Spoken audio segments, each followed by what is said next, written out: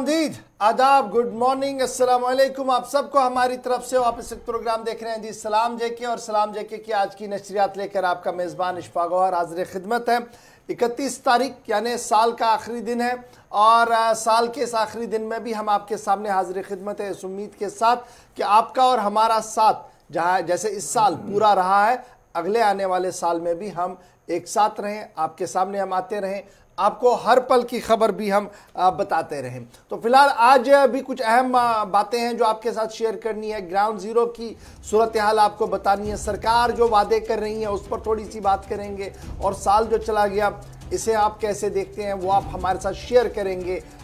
Share करने के लिए हमारे जो सोशल मीडिया प्लेटफॉर्म्स है फेसबुक, उस पर आप लिखेंगे कि साल 2020 को आप किन अल्फाज में याद करेंगे और जो जो कमेंट आप करते रहेंगे बीच बीच में आसिफ वो पढ़ता भी जाएगा ताकि आपका और हमारा साथ और मजबूती के साथ आगे बढ़े। लेकिन खबरों के सफर पर आने से पहले एक बार आपको फिर याद दिलाते चले कि social media platform Facebook, Twitter, Instagram, WhatsApp के जरिए आप और हम आपस में बात कर ही रहे हैं।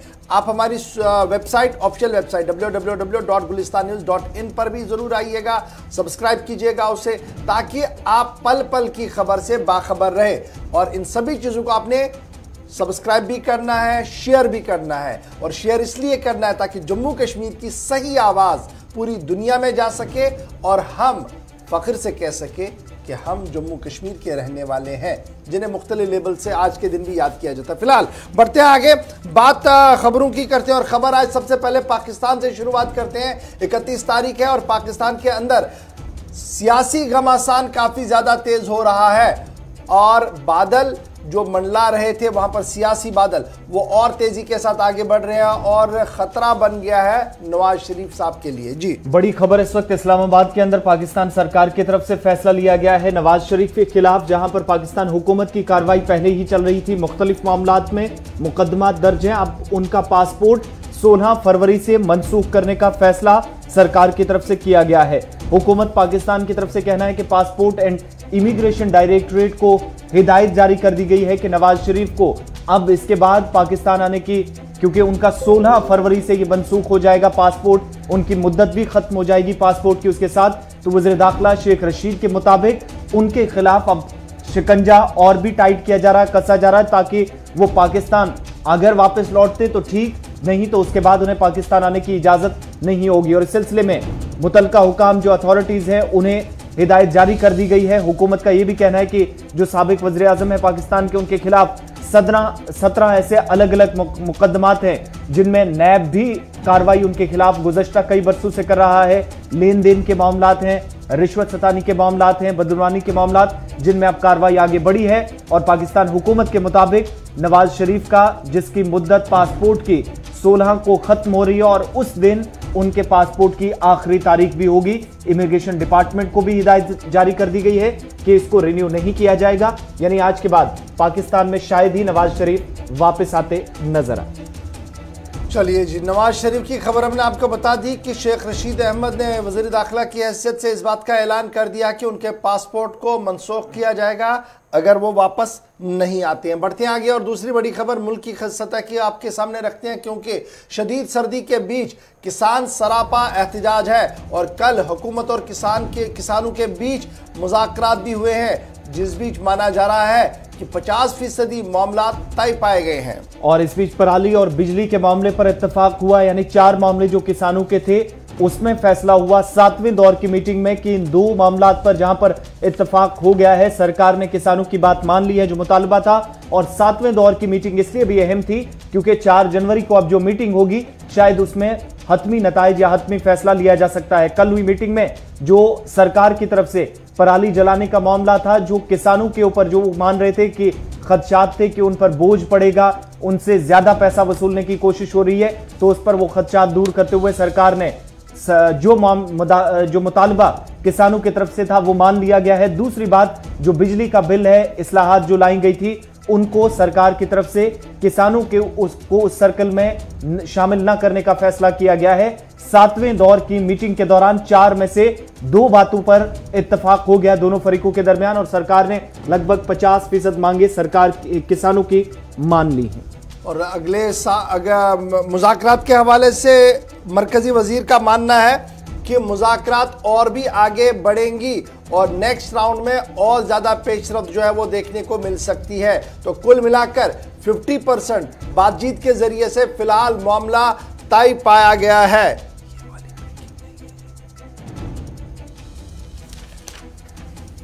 चलिए जी, ये तो किसानों की खबर थी जो हमने आपके सामने रख दी कि मुज़ाकरात लगातार जारी है और कल के मुज़ाकरात के बीच अच्छी खबर ये कि कुल मिलाकर 50% मामला जो है वो तय पाया गया था। 4 में से 2 इश्यूज जो है वो एड्रेस हो गए हैं। बाकी मानदा 2 मामलात पर मुज़ाकरात बातचीत को जारी रखने का दोनों तरफैन की तरफ से बात कही गई है। इधर किसानों की तरफ से भी इस बात की वजाहत कर दी गई है कि मामला साफ है और जब तक ये मामला उनका हल नहीं होता है तब तक शायद ही वो अपने एहतजाज को ख़त्म कर सके। तो बढ़ते हैं आगे और तीसरी बड़ी खबर, क्योंकि आज 31 दिसंबर है, साल का आखिरी दिन है और मुल्क भर के कई शहरों के अंदर आज जश्न हुआ करता था।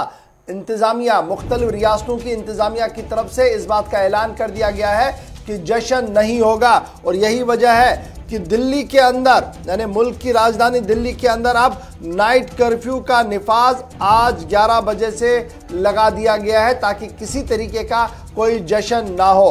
कोविड के नए स्ट्रेन के पेश नजर सरकार ने फैसला लिया है कि नए साल के मौके पर दिल्ली में कर्फ्यू नाफिज रहेगा। मुतअद्दिद मकामात पर सख्त बंदिशें आयद रहेंगी। कहीं भी जश्न की इजाजत लोगों को नहीं मिलेगी।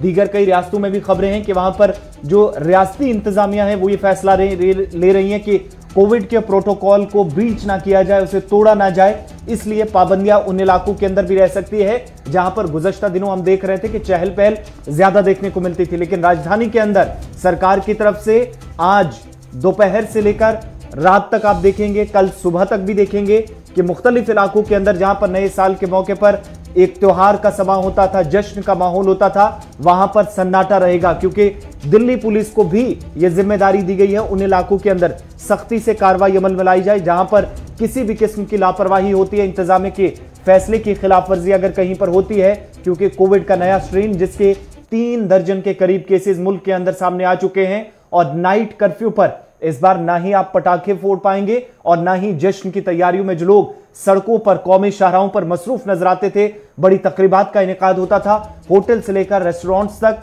वो इस बार देखने को नहीं मिलेगा। और दिल्ली के अंदर पहले ही नई साल के जश्न पर पाबंदी सरकार की तरफ से आयद कर दी गई। चलिए जी, बढ़ते हैं जरा आगे। आज का दिन इसलिए भी बड़ा इंपॉर्टेंट है क्योंकि आज इम्तिहानात के हवाले से भी हतमी डेट्स का आना मुतवक्को है, क्योंकि मरकजी वजीर रमेश पोखरियाल की तरफ से साफ कर दिया गया था कि CBSE के तहत 10वीं और 12वीं जमात के इम्तिहानात के हवाले से आज तारीखों का ऐलान किया जा सकता है। और 10वीं और 12वीं के लिए डेट शीट अब सामने आएगी जहां पर शाम 6 बजे वजीर तालीम रमेश पोखरियाल निशंक तारीखों का ऐलान करेंगे। लेकिन इम्तिहानात ऑफलाइन होंगे, ये पहले वजीर तालीम और मुतलका हुकाम की तरफ से कह दिया गया है। CBSE बोर्ड इम्तिहानात का ऐलान आज हो जाएगा और आज के बाद ये 10th और 12th के जो मुल्क भर के अंदर स्टूडेंट्स हैं वो तैयारी कर लें, क्योंकि शेड्यूल सरकार की तरफ से, कंसर्न्ड अथॉरिटीज की तरफ से आज जारी कर दिया जाएगा और खुद एजुकेशन मिनिस्टर आज इसका ऐलान करने वाले हैं।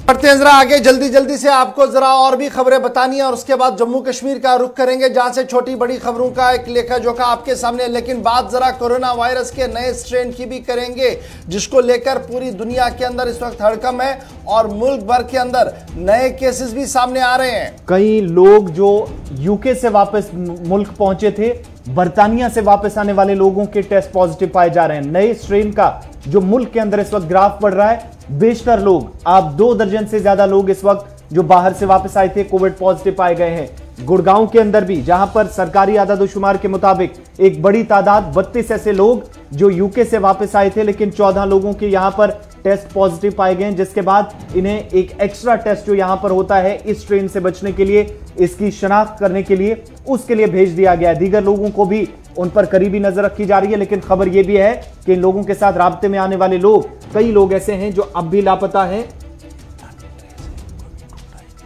32 ऐसे लोग हैं जिनका अभी गुड़गांव के अंदर पता ही नहीं चल पाया। अथॉरिटीज के अंदर जो अभी लापता है, यानी यूके से वापस आए थे, 14 लोग पॉजिटिव पाए गए हैं। राब्ते में आने वाले 30 से ज्यादा लोग अब भी जिनकी शनाख्त होना बाकी।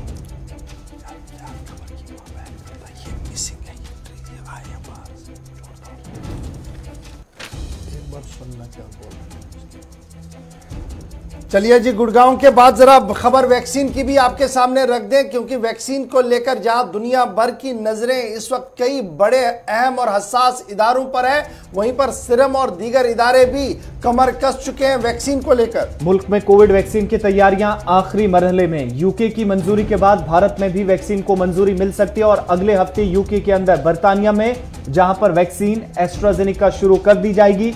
सीरम की तैयार करदा ऑक्सफोर्ड यूनिवर्सिटी के साथ मिलकर जो इस इदारे ने वैक्सीन तैयार की है, अगले हफ्ते बर्तानिया के अंदर वैक्सीन शुरू होगी। लेकिन इंतजार अब यह किया जा रहा कि जैसे ही यूके इसको मंजूरी देता है, वहां पर पहले नताइज सामने आएंगे। उसके बाद मुल्क के अंदर सीरम इदारे के जिम्मेदारान सरकार की इजाजत के बाद इसको इस्तेमाल कर सकते हैं। मुल्क के अंदर इस कोविड वैक्सीन का आगाज कर दिया जाएगा। एस्ट्राजेनेका का जिसको लेकर दावा यह भी है सीरम इदारे के सरबराह का कि मुल्क के अंदर या दुनिया की सबसे सस्ती वैक्सीन होगी, जो 500 में आप 2 डोजेज ले सकते हैं, जो मुतलका हुकाम की तरफ से कहे गए हैं।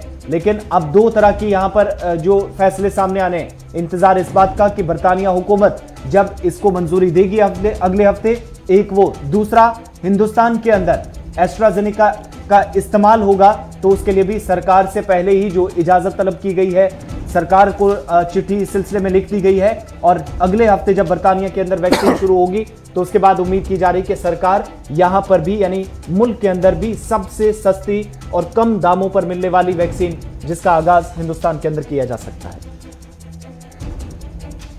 चलिए जी, वैक्सीन के बाद अब जरा रुख करते हैं जम्मू कश्मीर की कुछ अहम खबरों की और जम्मू कश्मीर की खबरों पर आते हैं। और सबसे पहले बात हुकूमत के एक और बड़े फैसले की करते हैं, जिसके तहत जम्मू कश्मीर के अंदर भी पाबंदियां बढ़ाने का फैसला ले लिया गया है। जम्मू कश्मीर इंतजामिया की तरफ से साफ कर दिया गया है कि कोरोना पर जो पाबंदियां लगी हुई थी वो फिलहाल 31 दिसंबर तक उस ऑर्डर को एक्सटेंड कर दिया गया है। और उस ऑर्डर के तहत अब सभी स्कूल कॉलेज 31 जनवरी तक जम्मू कश्मीर के अंदर बंद रहेंगे। ताम ऑनलाइन क्लासेस को चालू रखने की बात कही गई है। इसके साथ साथ वैष्णो देवी यात्रा पर आने वाले यात्रियों के लिए भी हद जो है वो मुकर्रर कर दी गई और 15,000 हर दिन यात्रा के लिए आ सकते हैं। वैष्णो देवी यात्रा के लिए उसके लिए 15,000 का कैप जो है वो कर दिया गया है। और सबकी डिस्ट्रिक्ट जो 20 जिले जम्मू कश्मीर के हैं वो ऑरेंज जोन के अंदर इस वक्त रखे गए हैं। ऑरेंज जोन के अंदर रखे गए हैं 20 के 20 जिले, कोई रेड में नहीं है, सारे ऑरेंज जोन के अंदर है। और इस तरीके से फिलहाल हुकूमत की तरफ से साफ कर दिया गया है कि स्टेट एग्जीक्यूटिव कमेटी ने जो ऑर्डर जारी कर दिया उसमें यह साफ कर दिया गया है कि 31 आज से जो हुक्मनामा नाफिजुल अमल रहेगा वो 31 जनवरी तक रहेगा। और 31 जनवरी तक सभी कॉलेज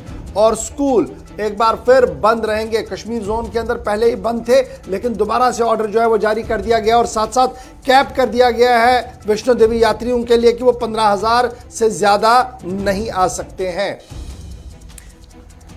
चलिए, इस बीच सरकार की तरफ से कह दिया गया है कि 20 के 20 अजला यूनियन टेरिटरी के जम्मू और कश्मीर सूबे दोनों जो ऑरेंज जोन में रहेंगे। माता वैष्णो देवी वाले यात्री जो इशफाक आपको बता रहे थे कि 15,000 यात्रियों को अब आने की इजाजत होगी एक दिन के अंदर कोविड प्रोटोकॉल के तहत। वहां पर भी अमल दरामद होना चाहिए, इस बात पर जोर दिया गया है मुतलका कमेटी की तरफ से। 31 जनवरी तक स्कूल और कॉलेज फिलहाल बंद रहेंगे, लेकिन ऑनलाइन क्लासेस जो पहले ही चल रही थी, महकमा तालीम का यह दावा था कि करीब 11 लाख ऐसे स्टूडेंट्स हैं जो ऑनलाइन दिन भर तालीम हासिल करते हैं, वो तालीम जारी रहेगी, उस पर किसी तरह की पाबंदी नहीं होगी, ना इस पर रोक होगी। लेकिन साथ ही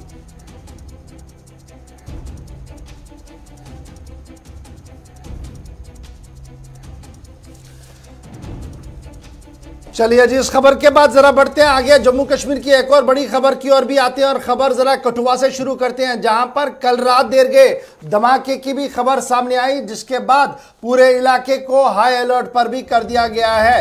कठुआ से इस वक्त की बड़ी खबर हम आपको बता रहे हैं, जहां कल रात देर गए धमाके की खबर आई थी, उसके बाद आज भी इस इलाके के आसपास सिक्योरिटी का पहरा जो है वो बढ़ा दिया गया है। मजहबी मकाम को निशाना बनाने की कोशिश हुई थी जो नाकाम रही, पुलिस सराय का कहना है। और फौज, सीआरपीएफ, जम्मू कश्मीर पुलिस के स्पेशल ऑपरेशन ग्रुप की तरफ से इस इलाके के अंदर रात 7 बजे के बाद जब इस इलाके के अंदर सनसनी फैली कि इस तरह की धमाके की आवाज सुनाई दी गई, सर्च ऑपरेशन कई घंटों तक चलता रहा। और सुबह सुबह यह खबर आ रही कि इस इलाके के अंदर सिक्योरिटी फोर्सेस की तरफ से किन लोगों ने इस हमले को अंजाम दिया, ये मजहबी मकाम को निशाना बनाने की कोशिश हुई, उन लोगों को तलाश करने की कोशिश सुबह तक जारी थी। जंडी इलाका बताया जाता है कि कौमी शाहरा से ज्यादा दूर ये इलाका नहीं है जहां पर इस हमले को अंजाम दिया गया। हालांकि किसी तरह का नुकसान नहीं हुआ है, पुलिस ने भी इसकी कंफर्मेशन की है। देर रात इन इलाकों के अंदर सनसनी फैली और नेशनल हाईवे के आसपास जब यहां पर अफरा तफरी मची थी तो कुछ देर के लिए खबरें यह भी हैं कि ट्रैफिक को भी जंडी के मकाम पर और इसके आसपास रोका गया। निशाना मजहबी मकाम था जो पुलिस बताती है, लेकिन ये कोशिश नाकाम रही और इसके बाद सर्च ऑपरेशन देर रात चलता रहा। सरबजीत इस वक्त हमारे साथ फोन लाइन पर मौजूद है। सरबजीत, अभी क्या कुछ सूरत हाल है? रात देर के धमाके की वजह से सूरत हाल पुरतनाव थी और काफी ज्यादा कशीदगी जो है वो आसपास देखने को मिल रही थी। अब क्या किसी की गिरफ्तारी हुई और क्या कुछ खबर आपके पास है? बिल्कुल, कल देर रात से ही यहाँ पर पूरे इलाके को कॉर्डन किया गया है। ये इलाके अगर बात करें तो सीमावर्ती इलाका है, इंटरनेशनल बॉर्डर से सटा हुआ इलाका है और जितने भी रूट्स जो हैं जम्मू कश्मीर पठानकोट नेशनल हाईवे से इस रास्ते को जोड़ते हैं उनको बंद किया गया था और जम्मू पठानकोट नेशनल हाईवे पर जगह जगह पुलिस द्वारा नाकेबंदी की गई थी। इलाके की अगर बात करूँ तो जंगल का इलाका है, घना कोहरा है यहाँ पर और सिक्योरिटी एजेंसीज को भी काफी मुशक्कत का सामना करना पड़ा है कि सबसे पहले पुलिस को ये था कि उस ब्लास्ट के साइट को वहां पर आइडेंटिफाई किया जाए। कड़ी मुशक्कत के बाद रात को पुलिस वहां पर पहुंच पाई है और वहां पर जिस तरह के हमारे सुरक्षा एजेंसियों के अधिकारियों से बात हुई है कि वहां पर एक पिन्नुमा चीज भी मिली है, तो इस तरह से कयास लगाए जा रहे हैं कि ये ग्रेनेड ब्लास्ट ही हो सकता है। घनी धुंध के बावजूद भी यहाँ पर पूरी रात से कॉर्डन किया गया था और सर्च ऑपरेशन जो है वो अभी तक जारी है। हालांकि किसी की अभी तक गिरफ्तारी अभी तक नहीं हो पाई है। सरबजीत, इस इलाके के अंदर इस तरह का इंसिडेंट होना काफी बड़ा एक सिक्योरिटी कंसर्न भी माना जा रहा है। क्या किसी तरह की पहले इनपुट्स थी, रिपोर्ट्स थी इस इलाके के अंदर मूवमेंट? क्योंकि हीरानगर है तो हीरानगर जहन में आते ही यहाँ पर इंटरनेशनल बॉर्डर भी लगता है, ये चीजें भी माइंड में आती हैं। और पुलिस कितना सीरियसली इस इंसिडेंट को ले रही है? जी बिल्कुल, ये इन इलाकों की बात करें तो हीरानगर अक्सर जो है आतंकी गतिविधियों से अछूता नहीं रहा है। कई प्रकार से यहाँ पर इन्फिल्ट्रेशन के रूट रहे हैं, आतंकी हमले भी ये जो हीरानगर सेक्टर है ये कई बार झेल चुका है। तो पुलिस जो है इसको हल्के में ना लेते हुए, जैसे ही पुलिस को इस तरह के समाचार मिले कि यहाँ पर एक धमाका हुआ है, लगातार उसके बाद पुलिस, एसओजी, आर्मी और सीआरपीएफ की टीमें यहाँ पर गश्त कर रही हैं। और यहाँ पर पूरे इलाके की अगर बात करें तो सीमावर्ती इलाके को जितने भी रूट्स यहाँ पर जोड़ते हैं पूरे इलाके को बंद कर यहाँ पर रात से ही कॉर्डन लगाया गया था और सर्च ऑपरेशन जो है अभी तक जारी है। हालांकि यहाँ पर घना कोहरा है, सर्च ऑपरेशन के दौरान कई तरह की दिक्कतों का सामना जो है वो सुरक्षा बलों के जवानों को करना पड़ रहा है, लेकिन बावजूद उसके अभी तक सर्च ऑपरेशन यहाँ पर जारी रखे हुए हैं। बहुत बहुत शुक्रिया सरबजीत हमारे साथ ज्वाइन करने के लिए और डिटेल्स देने के लिए कि किस तरीके का माहौल रात भर वहां पर था। बढ़ते हैं जरा आगे, बात करते हैं एक और बड़ी खबर की। जहां कल ये धमाका हुआ था वहीं पर कल ही एनकाउंटर भी श्रीनगर के अंदर इख्तिताम पजीर हुआ था और 24 घंटे तक मार्का आरई में पुलिस ने जो बयान जारी किया उसके मुताबिक 3 मिलिटेंटों के मारे जाने की खबर है। उमराबाद होकरसर का इलाका जहां पर झड़प हुई थी और तसादुम आरई में 3 मिलिटेंटों के मारे जाने की खबर भी सामने आई।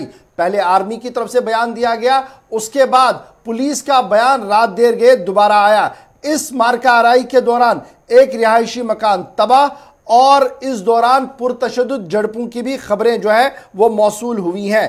ताहम इस खबर के साथ साथ कुछ अहम बातें भी जुड़ी हुई है जिस पर बात करना बहुत ज्यादा जरूरी है, क्योंकि कल जब ये इख्तिताम पजीर झड़प हुई और सोशल मीडिया पर फोटोज वायरल हुए, उसके फौरन बाद पीसीआर के बाहर यानी पुलिस कंट्रोल रूम जो बटमालू श्रीनगर के अंदर है वहां पर लाहिकीन भी सामने आए, मारे गए मिलिटेंटों के घर वाले सामने आए और उन्होंने एहतिजाज किया और मीडिया के साथ उन्होंने बात भी की है। और उस एहतिजाज और बातचीत के दौरान बहुत ज्यादा शक शुबात और सवालात पैदा हुए हैं।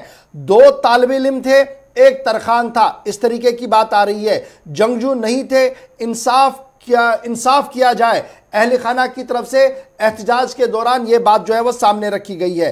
ताहम इसमें और क्या कुछ सामने आ रहा है, मुश्तबह जंगजुओं की फहरिस्त में नहीं थे। ये पुलिस का मानना है कि मुश्तबह जंगजुओं की जो लिस्ट, मिलिटेंटों की जो लिस्ट है, उसमें ये दोनों नहीं थे। दो बालाई वर्कर हो सकते हैं, एक ने हथियार उठाया था। अभी पुलिस ये सारा एज्यूम कर रही है, लेकिन पुलिस रिकॉर्ड में तीनों के बारे में कोई भी डिटेल्स नहीं है कि वो OGW थे, उन्होंने किसी तरीके से मिलिटेंसी को ज्वाइन किया है। लेकिन अब जब ये बातें सामने आ रही है तो उसके फौरन बाद हरकत में बड़ी चीजें आ रही है।